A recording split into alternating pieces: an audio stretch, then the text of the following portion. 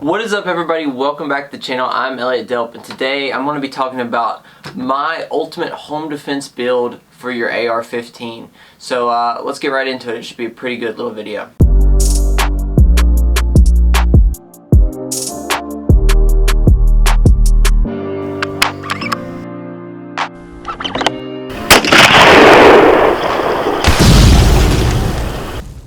So, like I said before the intro rolled, this is going to be kind of like my home defense build for my AR-15. And I've done one of these videos in the past. It was probably a year or so ago. And my build has completely changed. It is nothing like it was. And I kind of just want to update you on my build as it stands. Some of the things I want to get for it. And just hear your overall opinions for it, and maybe give you some ideas on how you should set yours up. Now, before I get into this is really all personal preference. Nobody has the same taste. Nobody has the same needs. So this is what works for me, what I feel comfortable doing, and shooting, and what I practice with. And so yeah. So before we get in, I would like to ask you guys to hit the like and subscribe button, and check out the merch page. Other than that, let's start talking about this rifle right here. So, this rifle right here is a 5.56 pistol, and it is a Stag Arms pistol. This is one I picked up exclusively for the channel, but has started to develop into one of my more favorite pistols that I own, and I'm really happy with it, and I think this is going to be kind of my go-to pistol for like videos. And it is, the setup on it is set up for like a close quarters home defense type build. There's some things that it's lacking, and some things that I still want to add to it, but kind of how I have it set up as we speak is pretty much how I'm going to leave it, and I really like the stuff that's on it. So let's talk about the Stag pistol itself. So this pistol is a 5.56 pistol. It has a 10.5-inch barrel with a 9-inch rail on it. And other than that, it's pretty basic. It has the SBA 3 pistol brace. And other than that, it's got like standard Magpul grip in it, and a mil-spec trigger. The trigger is about 7 pounds. So it's a pretty hefty trigger. Nothing special on it. So that's pretty much the complete workup of the pistol. It shoots really good. It's still kind of in the testing phase, kind of, not really. I've taken it out to 200 yards with it, and it's performed great. So I haven't really had any problems with it there. So really good pistol. I'm really happy with it. I think Stag has made a very, very good product, and I can't wait to show you guys the review of the pistol itself. But let's talk about the setup of it. So what I have here on this pistol is a Magpul angled, or not really angled grip. It's more of a hand stop, I think is what it is. Magpul's hand stop. I'm a super big fan of this. So I have one of these on my 5.56 rifle, and it used to be on my 6.5 Grendel hunting build. Super comfortable, super easy to maneuver with, super easy to use. It's not bulky. One of the big things I find with like angled foregrips and stuff is it's just not very comfortable. Angled foregrips tend to kind of get in the way. They look obnoxious on your rifle, or in my opinion they do, even though I have one, but it's not on this pistol. And the reason it's not like a short vertical foregrip like this one right here is because it's not an SBR. So you can't have a vertical grip on a pistol. It's just how it is.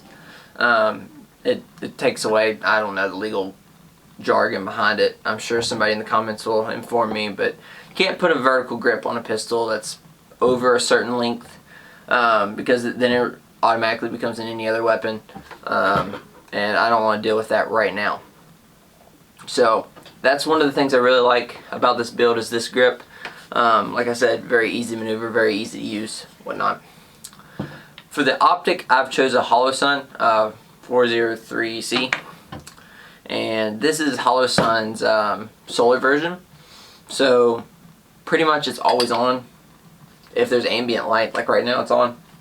and it has a 50,000 hour battery life, which is a long time. And the optic's pretty budget in terms of like red dot sights. I think it was right at 200 bucks, 170 bucks. Correct me if I'm wrong. Link will be in the description if you want to check it out. This is one of the other optics I bought for the channel, and it's kind of developed into me really liking it. This is my first Holo-Sun product, and I've been very happy with it. And this is the optic that I used when I was shooting steel with this pistol out to 200 yards. So I was thoroughly impressed by it. So that's really the home defense build. I think that it serves the purpose great. There are some things I would like to change about it. I would like to add a light. That's like one of the biggest things that I don't have for this build that needs to come about to complete the home defense build. I'm not really sure. I have no experience with tactical lights or gun lights for that matter. I have a ton of reviews on like hunting lights, like red lights, green lights, stuff like that. So if you want to comment down below some good lights, hover around $100 because I don't really want to spend more than that on a light. I'll check it out. I'll pick one up for the channel. I know there's like O-Light, Surefire, all kinds of stuff. But I'm just very inexperienced with it. So if you want to go comment down below and let me know like what light's the best for like a home defense type build, let me know and I'll pick it up. I'll review it.